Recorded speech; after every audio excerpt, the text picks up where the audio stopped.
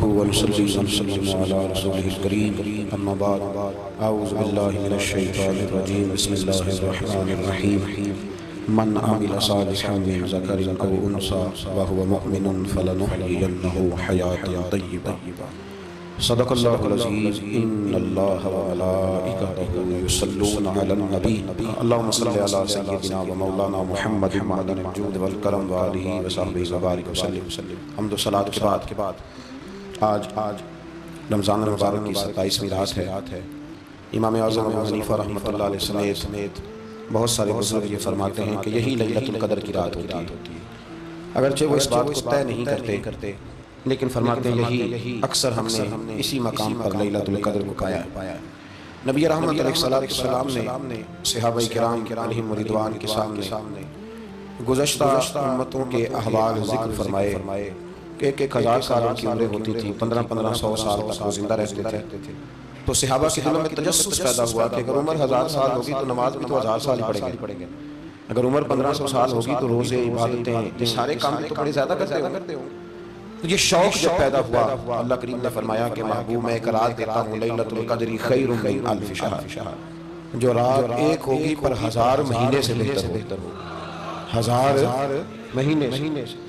ये रात अगर किसी को मुयस्सर आ जाती है और फिर वो सिद्क़ के दिल के साथ यानी तवज्जो के साथ इन्हिमाक के साथ एहतिसाब की नियत से गुनाहों की माफ़ी की नियत से अगर वो इस रात का क़याम करता है, इबादत करता है, ज़िक्र करता है, दुआ करता है तो महबूब करीम अलैहिस्सलाम ने वादा फरमाया है कि अल्लाह उसके पिछले सारे गुनाहों को माफ़ फरमा दे।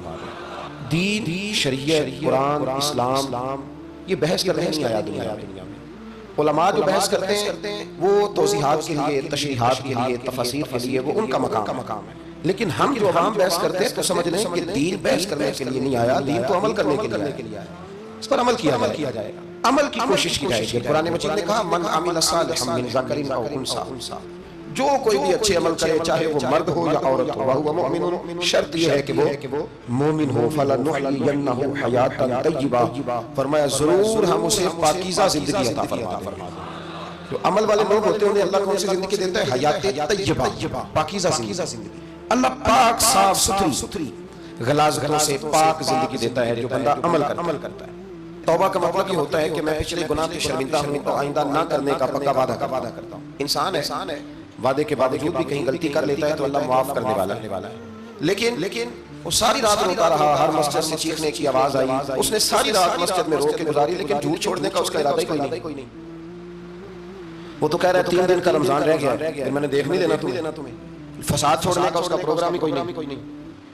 वो तो मियाँ तयशुदा बात है कि सवेरे वो दुकान पे जाएगा और सुबह जो बेसन बेचेगा ना समोसे और पकौड़े के लिए, उसमें भी मिलावट करने का इरादा रखता है। तो ये सारी रात तौबा कहने का क्या मतलब हुआ? खुल के सारी रात उसने तौबा की। हज़रत उमर फारूक रज़ियल्लाहु ताला अन्हु के बारे में इमाम जौज़ी ने लिखा है कि रात को ना घर के अंदर बैठे अचानक रो पड़े हज़रत उमर। 62 साल उम्र है, खिलाफत के आखिरी अय्याम चल रहे हैं तो रो पड़े ऐसे ही घर में बिला वजह। आपकी अहलिया ने, ज़ौजा ने बेटे को उठाया, फरमाया पता करो तुम्हारे बाप को क्या मसला है, कहीं कोई तकलीफ तो नहीं, दर्द तो नहीं, साहबजादे आए? अब्बा जी क्या बात है? फरमाया अम्मा को बुलाओ। सब लोग जमा हो गए तो जनाब उमर फारूक रज़ियल्लाहु ताला अन्हु फरमाने लगे कि बैठो मेरे इर्द-गिर्द। सब बैठ गए तो फरमाने लगे आज जब मैं मस्जिद से निकला था तो मेरे नबी पाक के सच्चे सहाबा, सच्चे रसूल के सच्चे सहाबा, हुजूर के सच्चे गुलाम ये कह रहे थे कि उमर बड़ा ही अच्छा है, अदल वाला है, इंसाफ वाला है। तो अब्बा जी इसमें रोने वाली क्या बात है? तो फरमाने लगे डर ये लगता है कि बाहर तो मैं अच्छा था, कहीं घर में तो नहीं कोताहियां करता रहा। मेरी बात पे तवज्जो करना। कहीं घर में आप बातें सुन लें तो शायद जितनी मैं करता हूँ दूसरा कारी कोई ना सके, लेकिन जब अमल के रास्ते पे हम निकलते हैं तो वो मसदूद है, वो बंद है। अमल किसने करना है? आप कोई आयत पढ़े तो यहाँ गलती निकालने वाले 20 लोग मिल जाएंगे, 20 लोग, लेकिन उस आयत पे अमल करने वाले कितने मिलेंगे? तो हजरत उमर फारूक रो रहे थे, कहने लगे कहीं तुम्हारे हुकूक तो नहीं पामाल करता रहा था? आपकी अहलिया ने जब सुना तो वो कहने लगी उमर मुझे तो बड़ा पुराना शिकवा है, आपका जाहो जलाल इतना था मैं बात नहीं कर सकी। उमर तुमने सारा दिन मस्जिद में गुजार दिया और सारी रात निकाब ओढ़ के मदीने की गलियों में गुजार दी, मैं तो जिंदगी की खुशी देख ही नहीं सकी। चाह तो मेरे अंदर भी थे ना कि मेरा शौहर का शड़ियां बैठता, कहीं मुझे लेके जाता, तो मैं तो कुछ नहीं देखा, मुझे बड़ा शिकवा है। तो हज़रत उमर कहने लगे चल अल्लाह की रज़ा के लिए माफ कर। भाई माफी बीवी से नहीं मांगी जा रही, माफी अपनी गलती की मांगी जा रही। ये समझ ले। बीवी के लिए तो खामद का बहुत बड़ा मकाम है ना, लेकिन यहाँ गलती किस बात की है? अपनी कमजोरी पर गलती का इतराफ करके माजरत का सवाल किया जा रहा है तो हज़रत उमर कहने लगे माफ कर दे, तो अहलिया कहने लगी मैं नहीं माफ करती, मेरी शर्त पूरी करें। फरमाया वो क्या? फरमाने लगी क़यामत में जब अल्लाह आपके लिए जन्नत का हुक्म देगा तो आप मेरी सिफारिश करेंगे, अल्लाह की बारगाह में सिफारिश करेंगे, या अल्लाह मुझे कपड़े धोकर देती थी, मेरी इज्जत की हिफाजत करती थी, मेरे बिस्तर को पाक रखती थी, कहेंगे? तो हज़रत उमर फरमाने लगे तेरे साथ वादा रहा, रब ने अगर उमर को अपने फजल, अपने करम और अपने महबूब के सदके जन्नत दी तो उमर तेरे बगैर जन्नत में नहीं जाएगा। अमल का रास्ता। देखे ना, दो दफा उस्ताद बात करता है, दो दफा और कुछ जगह एक तो है ना कि एमए और जनाब एमएड और एमफिल और फिर पीएचडी किस्म का उस्ताद, एक वो जो मैट्रिक पीटीसी टीचर है ना, वो 2 दफा स्टूडेंट को काम करे तो तीसरी दफा वो नाराज हो जाता है, मैं 2 दफा कहा है। बच्चे को आप 2 दफा कहते हैं और अगर तीसरी दफा कहना पड़े तो गुस्सा आता नहीं आता भाई तूने इतनी दफा कहा तो समझ नहीं था बात को। और अगर अल्लाह के कुरान मजीद में सैकड़ों दफा कहे नमाज पढ़ो, सैकड़ों दफा, और ये बहाने कर रहा है, ये भी प्रोग्राम बना रहा, फिर कहते हैं मैं बेचैन मैं बेकरार रहता हूं। अमल का रास्ता इसको इख्तियार करें, आप सुकून में रहें। बदअमल आदमी और बेअमल आदमी ये हमेशा परेशान रहते हैं। हमेशा अमल करें, तौबा करें तो फिर बदल जाएं, फिर तब्दीली आए। और ये कोई मुश्किल काम नहीं, जो बदलने वाले थे वो बदल गए, बड़ा कुछ करते थे पर फिर वो लोग बदल गए। हज़रत फ़ुज़ाला रज़ियल्लाहु ताला अन्हु कहते हैं कि मैं बड़ा दिलदादा था औरतों का, और मेरा माहौल ये था कि मैं कत्ल भी कर लेता था, माज़अल्लाह चोरी भी कर लेता था, और रात मेरी तबीयत थी माज़अल्लाह नहीं से नहीं औरत के पास जाना। कहते हैं अबू जहल ने ऐलान किया कि जो नबी पाक अलैहि सलाम का सर अक़दस माज़अल्लाह काट के लाएगा, नकले कुफ्र न बाशा, 100 ऊंट इनाम मिलेगा। तो मैंने इरादा कर लिया कि मैं बहुत सारा इनाम हासिल करूंगा। कुरान मजीद में ना अल्लाह फरमाता है कि बहुत सारे लोग ऐसे हैं जिन्हें अगर मैं रिस्क में कुशादगी दे दूं, ज्यादा पैसे दे दूं, फरमाया बागी हो जाएंगे, वो सरकश हो जाएंगे। ये बहुत सारे लोगों को जो अल्लाह तबारक व तआला इत्दाल में रखता है तो ये उनके लिए बेहतर है। हर बंदा दौलत के होते हुए नेक हो सकता, तो ये अल्लाह अगर रखता है ना इत्दाल में तो शुक्र करे अल्लाह, वरना तो लोग अय्याशियां पता नहीं क्या कुछ कर। तो हज़रत फ़ुज़ाला कहते हैं कि मैंने खंजर तैयार किया और मैंने बगल में उसको छुपाया, ऊपर मैंने चादर ओढ़ ली। अब मुझे पता था ज़ोहर की नमाज के बाद नबी पाक सल्लल्लाहु अलैहि वसल्लम तवाफ़े काबा के लिए बैतुल्लाह शरीफ के तवाफ़ के लिए जाते हैं। कहते मैं भी उस तरफ बढ़ा, रास्ते में ना वो खातून जिसके घर मैंने रात आना था, मैंने दरवाजे पे दस्तक दी। मैंने कहा कि तैयार रहना, आज मैं बड़े पैसे लेके आऊंगा। उससे मैंने ये कहा और फिर मैं चला गया बैतुल्लाह शरीफ का तवाफ़ करने। कहते हैं अल्लाह के महबूब भी तवाफ़ कर रहे थे तो मैंने भी तवाफ़ शुरू कर दिया। इरादा ये था कि जहां नबी पाक अलैहि सलाम मेरे करीब से गुजरेंगे तो मौका पाकर मैं हुजूर के जिस्म अक़दस पर खंजर ठोक दूंगा और माज़अल्लाह शहीद कर दूंगा। कहते हैं हुजूर एक दफा भी मेरे पास से गुजरे तो मैं हिम्मत न कर सका, दूसरी दफा भी पास से गुजरे तो मैं हिम्मत न कर सका, तीसरी दफा भी गुजरे तो मैं हिम्मत। नबी करीम सल्लल्लाहु अलैहि वसल्लम 3 दफा गुजरे तो फरमाते हैं कि मुझे मौका न मिला, इसलिए कि हुजूर फरमाते हैं अल्लाह ने रोब के साथ मेरी मदद फरमाई, दुश्मन पर मेरा रोब तारी हो जाता। फरमाते हैं जब चक्कर पूरे हो गए तो महबूब करीम ने छठे चक्कर पे फरमाने लगे फ़ुज़ाला चक्कर एक रह गया, बेखबर हो जो गुलामों से वाक़ा क्या है, एक फेरा रह गया। कहते हैं तवाफ मुकम्मल हो गया, महबूब मेरे करीब आए, फरमाया वो काम करते क्यों नहीं जिसके लिए आए थे। मैंने अर्ज़ किया या रसूलल्लाह कौन सा काम, कैसा अंदर तो चोर था ना, बांझ फकीरों किसे नहीं मारा, एक ही चोर अंदर चोर था ना। कहते हैं हुजूर ने मुझे कंधे से पकड़ के हिलाया, फरमाया करते क्यों नहीं। जब हुजूर ने हिलाया तो खंजर भी पैरों में गिरा और मैं भी रसूलुल्लाह के पैरों में गिर गया। मैंने कहा हुजूर मुझे कलमा पढ़ा दे। कहते हैं हुजूर ने पहले मेरे दिल पे दस्ते मुबारक फेरा, फिर मेरे नबी ने मुझे कलमा पढ़ा दिया। अब मुरीद होने वाला कहता है कि आहिस्ता आहिस्ता मैं ठीक हो जाऊंगा। अब वो आहिस्ता आहिस्ता का क्या तर्जुमा ये बिल्कुल समझ नहीं आ। भाई किसी बंदे से 5 लाख रुपया लेना है तो उससे वो कहता है जी मैं आहिस्ता आहिस्ता दूंगा, 500 रुपया दे दिया करूंगा रोज का, तो कहते हैं मेरी रकम खराब होती, पूरे दो। और नेकी की बात तो कहते हैं हज़रत साहब दीन इतना सख्त नहीं है, मैं आहिस्ता आहिस्ता ठीक हो जाऊंगा। अब मैं मगरिब इशा पढ़नी शुरू कर दिया मैंने, अब मैं तस्बीह ले ली है, कल मैंने आहिस्ता आहिस्ता मैं ठीक हो जाऊं। यानी रकम लेनी हो तो वो आहिस्ता आहिस्ता कबूल नहीं है, लेकिन और मकान की रजिस्ट्री अगर करानी हो तो मालिक मकान कहे कि आहिस्ता आहिस्ता करा लो। कहते हैं पैसे पूरे दिए, सवेरे चल और बयान दे। ये क्या बात। यहाँ ये जो हमारा माहौल था ना कर लेंगे हो जाएगा, यकीन करें लोग कब्रों में चले गए हैं पर मस्जिदों में नहीं आए। हर काम से लोग रिटायर हुए पर गुनाहों से रिटायर नहीं, आखिर तक तबाही उतर गई, लेकिन लोग बदलने को तैयार ना हुए। हज़रत फ़ुज़ाला कहते हैं अभी मैंने कलमा पढ़ा, अभी मैं वापस आया, रास्ते में वो बीबी खड़ी थी। कहते मैं वो शख्स था कि औरतें मरती थी मेरे ऊपर और किसी की जुर्रत थी कि वो आए बाएं शाये करे, लेकिन फरमाते हैं मैं बीबी के पास से गुजर गया। पहले तो उसका ख्याल था रुकेगा, लेकिन जब मैं रुका ना तो दरवाजे पे आई, और जब मैं गुजर गया तो उसने आवाज दी, लेकिन मैंने सुनी अनसुनी कर दी। जब आगे बढ़ा तो मेरे पीछे दौड़ी। फरमाते मुझे पकड़ के कहने लगी, फज़ाला तुझे क्या हुआ, तू वही नहीं तो यहाँ से गया था। आप फरमाते मैं कभी नहीं रोया था, मैं कभी नहीं रोया था। और जब कहा ना तो वही नहीं, कहते मैंने सर उठाया तो मेरी आंखों में आंसू थे। मैंने कहा मैं जो गया था वो नहीं हूँ, अब तो मैं मोहम्मद अरबी का गुलाम बन गया, अब मैं वो नहीं हूँ। अब नहीं हो सकता कि कोई मेरी नजर मैली हो जाए, ये कैसे मुमकिन। अपना इस्लाम की तारीफ हमने ये किया कि खबरदार कोई हमारे करीब ना आए, हम किसी को बात नहीं करने देते कि हम मुसलमान हैं, हम बात नहीं करने देते।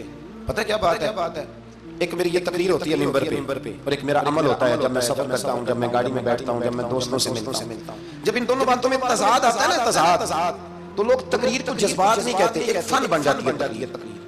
आपको पता है ना, बायजीद नाथ खां कहते हैं मैंने महफिल लूट ली। फिर लोग शुमार करते हैं कितने लोगों ने सुभान अल्लाह कही, फिर लोग शुमार करते हैं कि आज 5 बंदे रोए भी थे जब मैं तकरीर कर रहा। तो फिर ये फन है, ये जज्बात का इजहार है। समझ ले बात को कि अमल जब आप नहीं ना करते अमल, तो आप बड़े बेचैन रहते हैं कि यार ये मैं क्या कर रहा हूँ, ये कौन सा गोरख धंधा है कि मेरा अमल सिफर होता जा रहा है। हमारे उस्ताद तो वो फरमाया करते थे कि अगर पढ़े लिखे आदमी को तुम बेअमल देखो तो उससे दूर हट जाओ, वरना तुम्हें भी बेअमल कर देगा। मैंने उनसे अर्ज की, मैंने कहा हुजूर ये क्या है, तो फरमाने लगे अपने हज़रत साहब से पूछना, वज़ाहत करेंगे। मैंने हज़रत साहब से कहा जी अजीब बात कर दी है, इल्म वाले बंदे के पास बैठ के तो इल्म आता है। तो वो फरमा रहे थे कि इल्म वाले बंदे के पास अगर वो बेअमल हो तो बिल्कुल ना बैठना। तो हज़रत साहब फरमाने लगे सही कहा है। अब बात बहुत बड़ी है, पता नहीं आपकी समझ में आती है नहीं आती, बरं कर देता हूँ। पढ़ा लिखा बंदा अगर बेअमल हो तो उसके पास है। तो मैंने कहा हुजूर क्यों? फरमाने लगे इसलिए कि वो अपनी बेअमली पर भी दलाइल देगा, वो बेअमली पर भी दलीलें कायम करेगा कि ये वजह है तो इसलिए मैं ऐसे कर रहा हूँ, क्योंकि वो बेअमल है और है पढ़ा लिखा। नबी करीम सल्लल्लाहु अलैहि वसल्लम के गुलाम ना पल भर में बदल जाते। और अल्लाह ताला भी ना बड़े मौके देता है हमें, बड़े मौके। हुजूर ने फरमाया जिसने ईमान और एहतिसाब की नीयत से रोजे रखे वो नई जिंदगी का आगाज करे, इसलिए कि अल्लाह ने उसके पिछले सारे गुनाह माफ फरमा दिए। मेरे नबी करीम अलैहिस्सलाम ने फरमाया जो शख्स बीमार हो गया, मरीज हो गया, और निसाई शरीफ में फरमाया कि 3 दिन तक बिस्तर पे रहा और उसने शिकवा न किया अल्लाह का, और जब वो शिफायाब होकर बिस्तर से उठा है ना, तब अल्लाह ने उसके पिछले सारे गुनाह माफ फरमा दिए। और फरमाया जो हज करने गया, हज करके वापस आया, अल्लाह के भी फरमाते यूं समझे कि मैं आज ही माँ के पेट से पैदा हुआ। बड़े मौके अल्लाह ने दिए, बड़े सारे मौके अता फरमाए कि मैं तेरे पिछले गुनाह माफ कर दूंगा। तू भी तो नई जिंदगी का आगाज करना, तू भी तो शुरू करना नए सिरे से, तू भी तो बदल के आना, तू भी तो अपने अंदर तब्दीली पैदा करना। सालों बीत गए हमें सालों बीत गए। तकरीर सुनते, कुरान सुनते, पूरा कुरान सुनते, तर्जुमा और तफसीर लोगों ने पढ़ के बड़ा जगहों पे लोग दलाइल देते, बात करते। कब वो वक्त आएगा जब हम अमल करेंगे। थोड़ा मुझे सफर करना पड़ता है, दुनिया में घूमता रहता हूँ, तो कुछ चीजें ऐसी होती हैं जो कभी अनोखी हो जाती है। मैं एक जगह पे था, वहाँ 4, 5, 6 उम्रे के टिकट थे महफिल में। तो हमारे आपको पता है ना, वो जो दलीलों वाले लोग हैं उन बेचारों को भी कोई दलील नहीं मिलती। तो एक साहब मुझे कहने लगा कि उम्रे का टिकट देना जायज है। मैंने कहा यार चलो जायज ही रहने दो, तेरी मेहरबानी। क्या अब इस पे भी इतराज आ गया? मैंने कहा 100% जायज है, कोई इसमें कोई ऐसी बात नहीं है। लेकिन अंदाजी तो शुरू हो गई जो हदीस में नहीं आई, उम्रे के टिकट वाली है जायज। और नबी पाक ने जिस कुरानदाजी का कहा था वो कब होगी? हुजूर ने फरमाया मैं पहले सब के सवाब का पता चल जाए तुम कुरानदाजी करो। वो किस दिन करनी है? किस मस्जिद में होती है? हज़रत अब्दुल्लाह इब्न मसूद फरमाते हैं तुम्हें पता चलेगा अज़ान का सवाब कितना, तुम कुरानदाजी करो। कब करनी है? कौन पढ़ेगा अज़ान? कौन ये आगे बढ़ के काम करेगा? भाई जो कुरानदाजी हदीस में है वो कब होगी? ये तो कुरानदाजी शुरू हो गई और हो रही है, तो लोग जहेज देने लगे हैं कुरानदाजी करके। ये माहौल बन दीन अमल करने के लिए आया। जो हुक्म मेरे नबी पाक के गुलामों को मिला उन्होंने अमल करके दिखाया। वो अमल के मैदान के लोग थे। हज़रत अबू बकर सिद्दीक से ज्यादा रिवायात मरवी नहीं है। अगर ढूंढने निकलोगे तो ज्यादा कौल नहीं मिलेंगे। हज़रत उमर फारूक की ज्यादा अक़वाल, ज्यादा इरशादात आपको नहीं मिलेंगे। हज़रत सैयदना उस्मान गनी की ज्यादा बातें आपको नहीं मिलेंगी। उनका अमल मिलेगा, उनका किरदार मिलेगा, उनका लबो लहजा मिलेगा। जिंदगी गुजारने में क्या तरीका इख्तियार किया वो आपको मिलेगा। अब तो वो लोग रुखसत हो गए जिनके अमल से लोग जिंदगी पकड़ते थे, अमल किरदार से। तो अमल का रास्ता कब इख्तियार करेंगे, आगे कब बढ़े? मेरे रसूल करीम सल्लल्लाहु अलैहि वसल्लम के गुलाम अमल करते थे, और जब अमल करते थे फिर उसका रिजल्ट आता।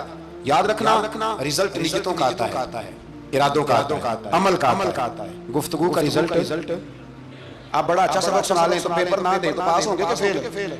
आप तो कह रहे थे वो मुझे सारा ही आता था। तो अमल आप करते हैं तो अमल पर नतीजा होता है, अमल पर। हज़रत अब्दुल्लाह इब्न मुबारक रहमतुल्लाह अलैह के जो वालिद थे ना, उनका नाम मुबारक था।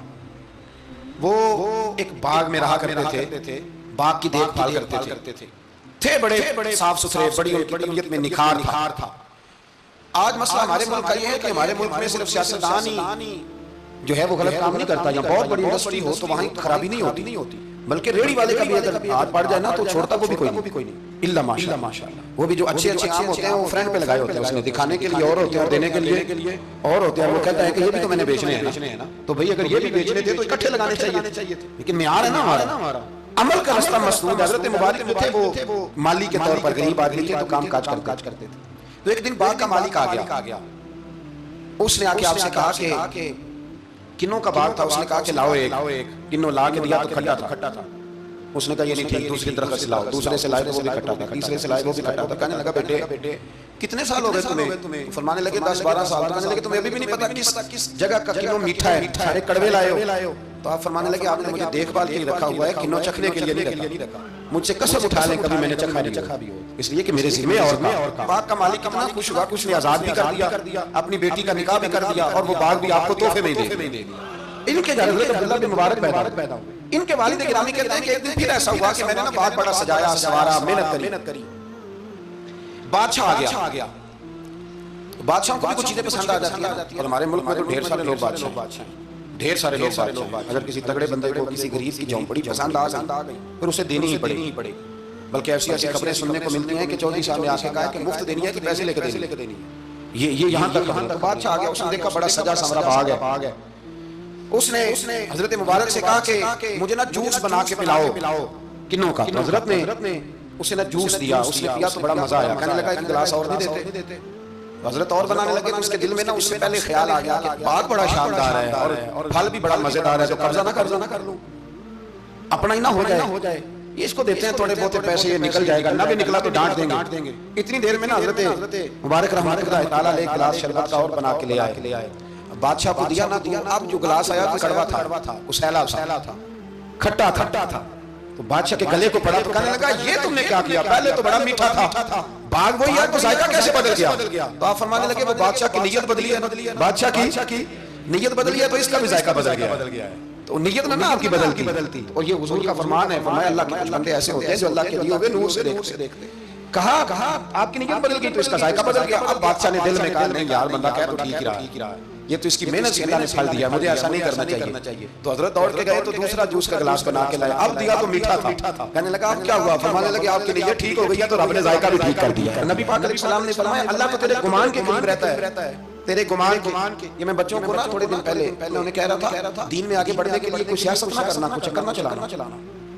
मैंने चक्कर चलाने वाले लोग हमेशा पीछे रह जाने वाले थोड़ा कर लेना, पर उतना करना जितना मुखलिस होके हो सके। कोई चक्कर चलाना, किसी खाते में पड़ना, इससे बचना, पीछे रह जाओ। मैंने बड़े तेज लोगों को जिंदगी में जीरो देखा है, और बड़े सादे लोग जिनको 50,000 रुपया गिनना पड़ गया तो थक जाए, लेकिन अल्लाह ने उन्हें दिया है तो बगैर हिसाब किताब ही अता फरमाया। तो हम ना नियतों के बलबूते पर अमल करें, खाली बातें ना करें। आपका जो अमल होगा वो आसानी कर दे। हजरत हबीब अजमी बड़े मालदार थे। दुनिया में ढेर सारा फसाद मालदारों की वजह से होता है। ये जो शादियां महंगी हुई है ना, ये अभी थोड़ा अर्सा पहले की बात है कि शादी मैरिज हॉल में करने का किसी देहाती को कहती थी कि वो कहता था कि मैंने नहीं मैरिज हॉल में करनी थी, करो तोड़ी दी। अब क्या हुआ? कोई मना करता है?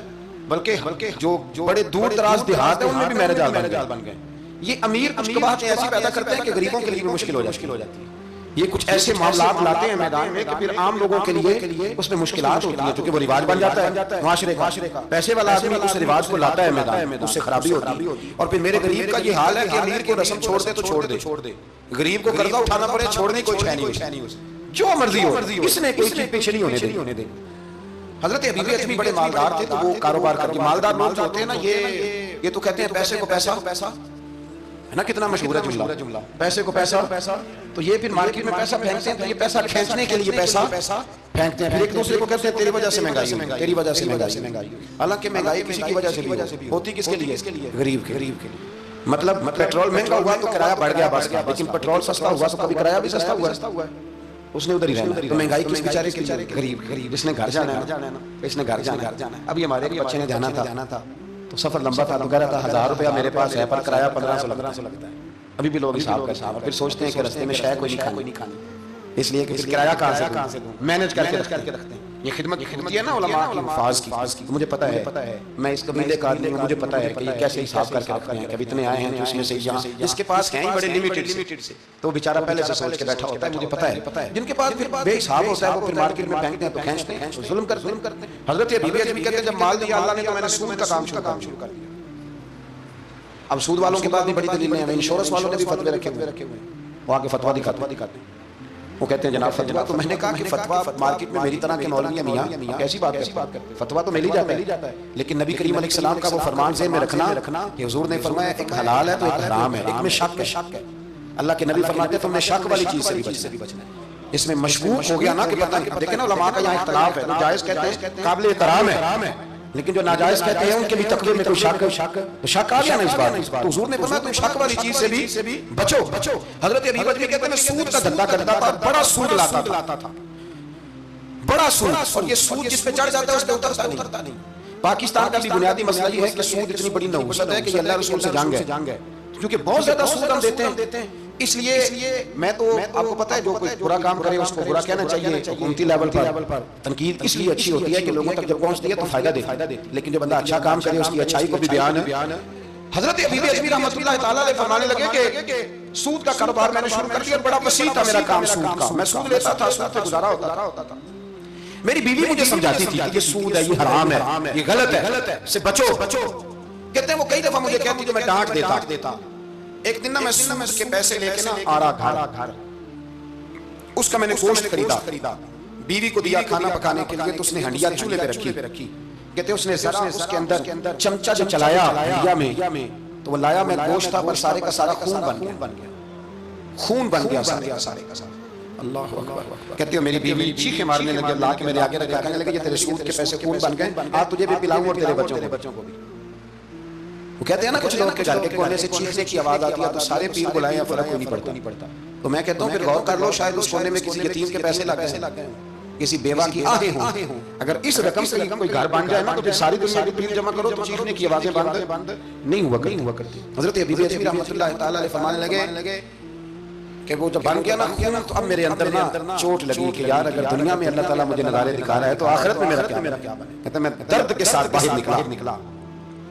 बच्चे गली में खेल रहे थे, जब उनके करीब से गुजरने लगा ना तो हम तो कहते हैं ना लोग हसद में बात करते हैं, लेकिन ऐसी बात नहीं है। कुछ शरीर लोग होते हैं जो हसद में बात करते हैं, पर देखना चाहिए कि लोग हमारे बारे में क्या कहते हैं। अंतुम शुहदा फिल अर्द, हुजूर ने फरमाया तुम जमीन पर अल्लाह के गवाह हो।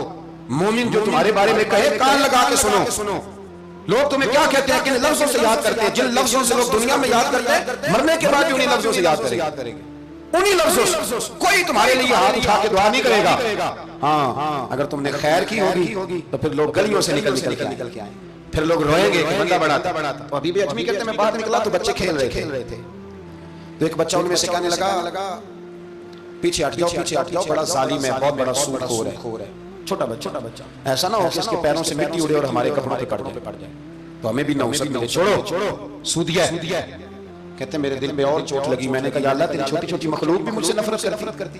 ये बच्चे तक कहते हैं कि मैं इस तरह बच्चे फरमाने लगे।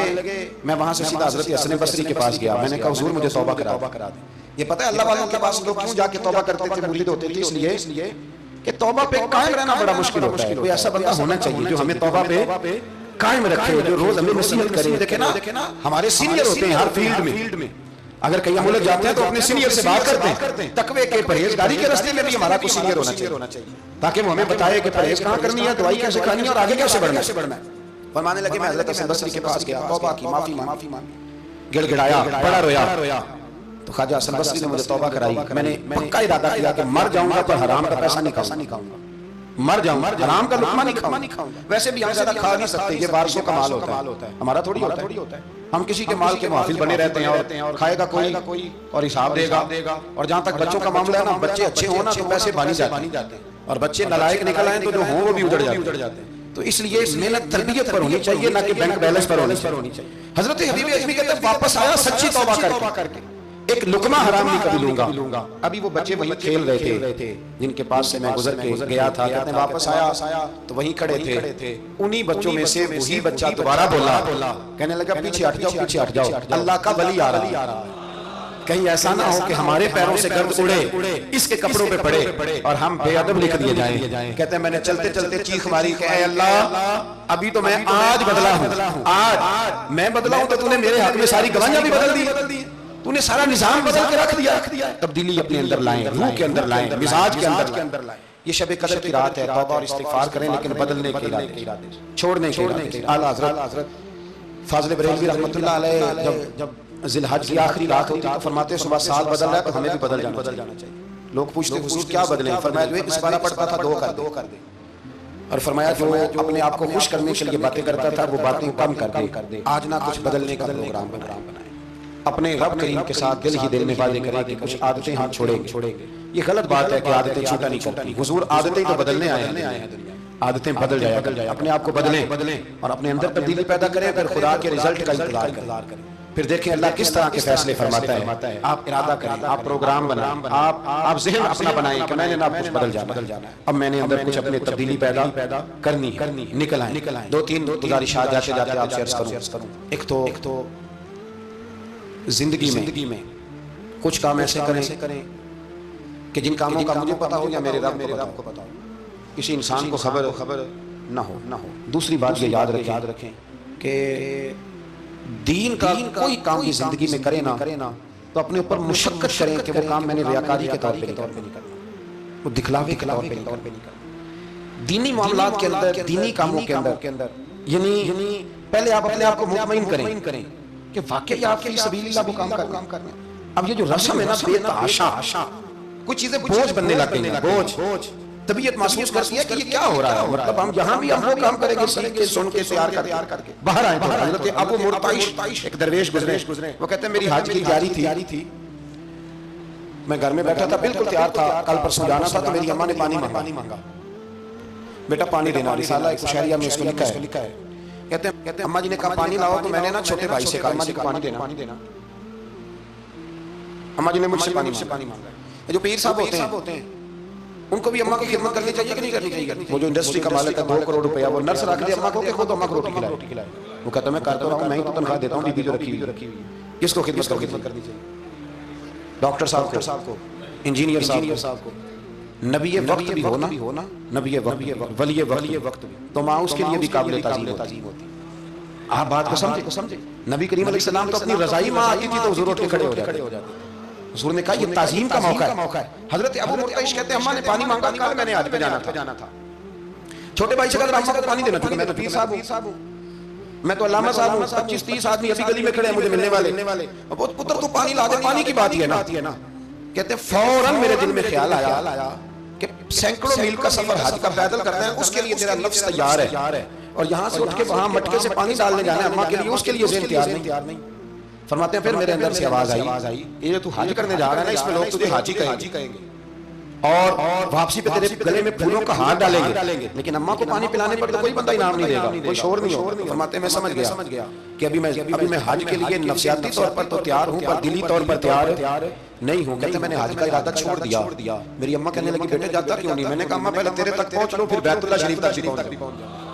तो दीनी काम जिंदगी में कोई भी करे ना मुखलिस होकर निकल आए तसन्नुस, बस करें यार, मतलब सबके सामने अदाकारी, तो अल्लाह रसूल के सामने भी अदाकारी छोड़ दे यार। मतलब वैसे भी मैं कहता हूँ अदाकारी करते बंदा थक जाता है, अदाकारी करते करते ना बंदा वो लंबी नहीं चलती। तो आप नॉर्मल जिंदगी में अल्लाह रसूल के साथ रहेंगे तो वो आपके लिए बेहतरी होगी, आसानी होगी। मैं शब बारात की महफिल के बड़े पोस्टर नहीं बनवाता, शब कदर के भी नहीं बनवाता, अगर कभी बनते हैं तो दोस्त कोई बना के लगा दे, बड़ा मुख्तसर सा पैगाम को भी शायद आज क्यों भला मैं दोस्तों को हमेशा कहता हूँ कि जिसको तन्हाई में शब कदर में मजा आता है ना अल्लाह अल्लाह करने का, वो तन्हाई में करे, लेकिन ज्यादातर लोग कर नहीं पाते, इसलिए हम महफिल को सजाते हैं। इसमें कोई ऐसा मकसद नहीं, कोई ऐसा मामला नहीं, खुदारा कुछ थोड़ा सा इखलास लिल्लाहियत पैदा करें तबीयत में, और कभी भी दीन के मामले में किसी जगह कोई ऐसा काम ना करें जिसमें रुकावट हो, आजमाइश हो। अभी की बात बताता हूँ। मैंने हमारे जो तरावी के हाफिज साहब हैं उनकी खिदमत की हमने, मुझे एक संगीत कहने लगे आपने बताया नहीं क्या दिया है। मैंने कहा मेरे ख्याल में बताने के लायक होते तो शायद बताता। अब आप किसी को 2-4 हज़ार देंगे उसका ऐलान करेंगे, ये कुछ चीजें हैं नहीं ऐलान करने वाले। फिर ये कि वो मैं देखता रहता हूँ ना, तस्वीरें पहुंचती रहती हैं, जो 500 दे रहा है वो भी फोटो खिंचवा रहा है, जो सूट दे रहा है वो भी फोटो खिंचवा रहा है। तो जो एक जगह पे मैं खाने के लिए बैठा था टेबल पे, तो उन्होंने पहले ना बर्तन उठा के तो चावलों की फोटो खींची, फिर कौरमे की खींची, फिर सारी चीजों। तो मैंने कहा कि यार पहले हमें पूछ लो हमने क्या क्या खाना है, जो खाएंगे उसकी फोटो खींच लेना। अब तुम हमारी फोटो के साथ कौरमा फिट करोगे तो लोग तो कहेंगे ना मौलाना खा के। तो मैंने पता नहीं खाना। तो आप डरे अल्लाह ताला से, हर बात में थोड़ी ये मतलब तसन्नुअ आएगी, हर बात के अंदर थोड़ा ये मामला रहेगा। तो तीसरी गुजारिश जो बड़ी जरूरी और बड़ी अहम है, दुनिया में जो चीज इस वक्त सबसे ज्यादा परेशानी का शिकार है वो दीनी अक़दार है। हर शोबे में तेजी से काम हो रहा है, तेजी से, और दीनी अक़दार को लोग पीछे करते जा रहे हैं। कई बहाने हैं लोगों के पास, कहते हैं मौलवी लड़ते बड़ा है तो हम किधर जाएं। तो मैं कहता हूँ कौन सा मौलवी कहता है शराब पियो?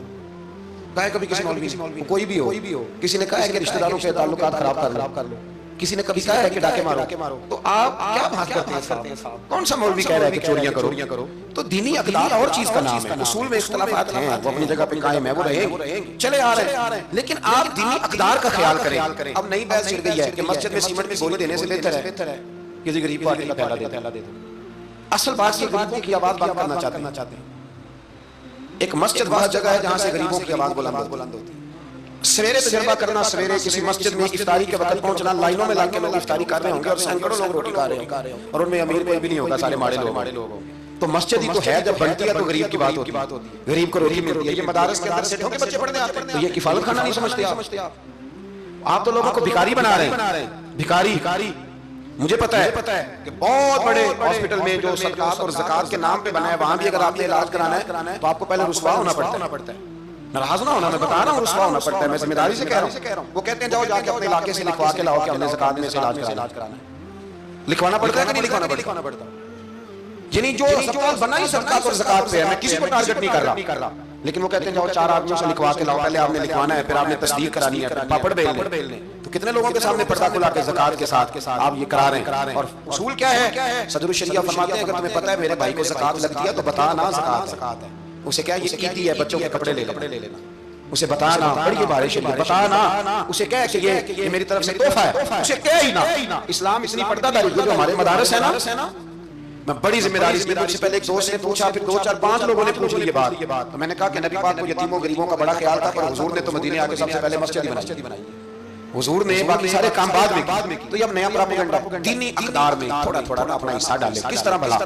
किस तरह जब बहुत सारे लोग दीन के मुखालिफ बात कर रहे हो तो आप एक आवाज सिर्फ बुलंद कर दें कि नहीं यार ऐसी कोई बात नहीं। दीन कल भी काबिल अमल था, आज भी काबिल अमल है, क़यामत तक काबिल अमल रहेगा। आप अपना हिस्सा डालें। वो चंदे देने, वो बाकी मामला बड़े बात के हैं, लेकिन मैं समझता हूँ सबसे ज्यादा जिस चीज की जरूरत है वो ये है कि हम दीन के नुमाइंदे बने। अब ना 50-50 लोग दीन मुखालिफ बात कर रहे होते हैं, पर एक भी उठ के कहता नहीं कि यार ये आप ठीक नहीं कह रहे, ये बात गलत है, ये दुरुस्त नहीं है। मैं आपसे गुजारिश करूंगा, वो आप किसी मैदान में भी हैं, किसी चौक में बैठे हैं, सोशल मीडिया पे बैठे हैं, कहीं भी बैठे हैं, आप अपने दीन के नुमाइंदे बने। इस तेजी के साथ लिबरल लोग दीन को बदनाम करते हैं, इस तेजी के साथ निजाम को चलाते हैं, इतनी खराबी पैदा करते हैं कि आने वाली नस्ल दीन बेजार होती जा रही। दीन बेजार यानी बच्चे खौफ खाते हैं मस्जिद के, मदरसे के, मौलवी के नाम, खौफ खाते। और खुदा के बंदो, जिस बंदे ने पाकिस्तान बनाया था ना, ख्वाब देखा था, वो बता उस दौर में पीएचडी था जब पीएचडी बंदे चिराग लेके नहीं मिलते थे। इकबाल ने उस जमाने में पीएचडी की जब पीएचडी पता नहीं शायद खाल होती थी। वो डॉक्टर भी थे, वो शायर भी थे, फलसफी भी थे, अदीब भी थे, बहुत बड़े मंतकी थे इकबाल और रदीफ काफिया। मुझे थोड़ी सी दिलचस्पी है शायरी से, पर मैं तंग रह जाता हूं जब इकबाल को पढ़ता हूं कि पता नहीं लफ्ज इस बंदे के सामने हाथ जोड़ के खड़े रहते थे, इस्तेमाल कर। लेकिन उस बंदे ने अल्लामा कहलाना पसंद किया। उसे कोई अल्लामा कहता था तो इकबाल राजी होते। फरमाते थे जबकि मुझे अल्लामा कहता है तो मुझे यूं लगता है कि मैं मुस्तफा के दीन से जुड़ा हूं। तो पसंद करते थे ये बात कहना, पसंद किया उस शख्स ने। आप समझे, सुरमा था मेरी आंख का खाके मदीना और नजर, ये पसंद किया उस बंदे ने ये बात कहना। उसने पसंद किया अपने आप को रसूलुल्लाह सल्लल्लाहु अलैहि वसल्लम का गुलाम कहना। आप समझे ना, जहां में कहीं भी अमा मिली, जो अमा मिली तो कहां मिली, कहने लगे मेरे जुर्म खाना खराब हो, तेरे अफ़्व बंदा नवाज। तो इसलिए दीन के आप मुहाफिज बने और मेरे से ज्यादा आपकी आवाज बुलंद होगी। जब एक स्टूडेंट पैंट शर्ट पहन के दीन की बात करेगा तो लोग कहेंगे नहीं रमक है, उसको ये कह के बंद नहीं करेंगे तू तो मौलवी है। तो मैं आज शबे कदर में आपसे गुजारिश करता हूं, मैं मिन्नत करता हूं। अपना बड़ी तबाही हो गई है, मेरी नस्ल के आने वाले बच्चे दीन बेजार हो गए, वो डरते हैं शबे कदर की रातों में मस्जिदों में नहीं आते, शबे बारात की रातों में मस्जिदों में नहीं आते। एक तेजी से जाल फेंका गया है और काफिर उसमें कामयाब है। खुदारा वापस लौटो, अपने दीन के नुमाइंदे बनो। इकबाल कहा करते थे मेरी जिंदगी का मकसद तेरे दीन की सरफराजी, मैं इसीलिए मुसलमान, मैं इसीलिए नमाजी। कहने लगे या रसूल अल्लाह, मैं मुसलमान भी इसलिए हूँ कि मैं दीन की बात करूँ और नमाज भी इसलिए पढ़ता हूँ कि तेरे दीन का झंडा बुलंद होगा। पर दीन नदीदा वांग यतीमा रोवे ते कुरलावे ते आखे मैं किथों लब्बा उमर बहादुर जेड़ा मैनू सीने लावे। बड़ी कसम कुर्सी है, दीन के नुमाइंदे बनो, दीन की जिम्मेदारियों पर आप अपना किरदार अदा करो, ये बड़ा जरूरी है। थोड़ी मनसूबाबंदी दीन के लिए भी करो। अगर प्रोफेसरों में, डॉक्टरों में, इंजीनियर लोगों में, सियासतदानों में आपको अच्छे लोग मिल जाते हैं और आप दिलो जान से उन पे कुर्बान होने लगते हो, तो कोई दीनदार की तलाश कारी लो, इंशाल्लाह बड़े बड़े अच्छे लोग मिल जाएंगे और अल्लाह के फजल से मिल जाए, अल्लाह के करम से मिल जाए। और ये वो वाला खेत है जो अक्सर सरसब्ज़ो शादाब ही रहता है, अक्सर सरसब्ज़ो शादाब ही रहता है। अक्सर इसके अंदर खूबसूरती और फल फूल और पौधे लगे रहते हैं। जो मैंने कहा, मैं दुआ करता हूँ अल्लाह उसे कबूल फरमाए। जहाँ हम भूल गए, मेरी दुआ है अल्लाह हमसे दरगुजर फरमाए, खैर की बात की अल्लाह हमें तौफीक अता फरमाए।